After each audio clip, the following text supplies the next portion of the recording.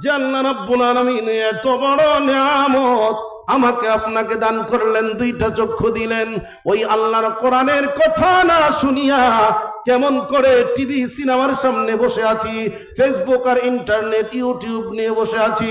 আমি আমার ভাইদেরকে বলবো, ভাইরা রে, জলদি করে চলো, আল্লাহর কোরআনের মজলিসে আছো।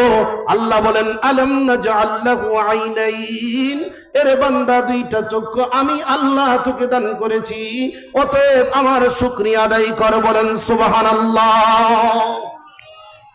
জবান কে দিছে? আরো জোরে বলেন, জবান কে দিছে? আল্লাহ। কেমন জবান দিছে একবারও চিন্তা করছেননি?